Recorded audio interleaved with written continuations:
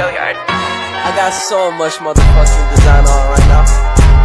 Break it down, bring it back, make it clap. I got 3 old thoughts, new block, wear that thing. Bitches on my line, and you know. Nah, dari video tadi saya akan menjelaskan tentang fertilisasi dan gestasi. Sebelumnya izinkan saya untuk memperkenalkan diri. Nama saya Amelia Putri Muizza dari kelas 9C dari sekolah MTS Safinatul Huda. Gimana sih proses dan di mana terjadinya fertilisasi dan gestasi itu? Yuk simak selanjutnya. Apa sih yang dimaksud dengan fertilisasi itu? Fertilisasi yaitu pembuahan ya. Jadi proses peleburan antara satu sel sperma dengan satu sel telur. Tentunya telurnya atau ovumnya yang sudah matang. Gimana proses dan terjadinya fertilisasi? Bahwa ovum atau sel telur itu diproduksi di ovarium. Kemudian sel telur yang sudah matang, maka dia akan terlepas dari ovarium itu alias pecah. Nah, pecahnya ovum atau sel telur ini itu disebut sebagai ovulasi atau masa subur. Apa sih yang dimaksud dengan masa subur itu? Masa subur yaitu masa atau waktu di mana ovum itu matang dan keluar dari ovarium itu disebut ovulasi. Ketika dia pecah atau keluar dari ovarium oleh rumbai-rumbai ini, kemudian ovarium itu akan berjalan menuju ke tuba falopi atau oviduk.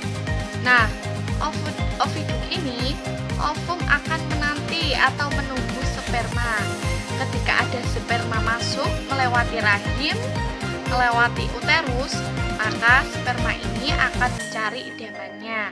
Ada yang ke sebelah kanan, ada yang ke sebelah kiri. Maka antara sperma dan ovum akan bertemu, melebur, melakukan fertilisasi atau pembuahan. Kemudian ketika sudah menjadi pembuahan, maka akan terjadi pembelahan sel.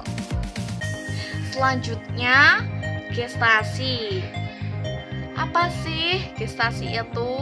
Gestasi yaitu proses kehamilan.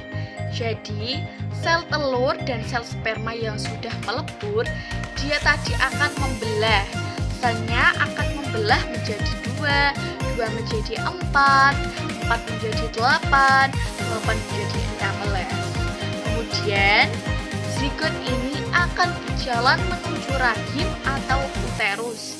Nah, di rahim ini, dinding rahim yang paling dalam atau disebut sebagai endometrium, ini sudah terjadi penebalan. Jadi, dia sudah menyiapkan dirinya untuk menerima zigot tadi, sehingga dia bisa menempel di dinding rahim atau endometrium.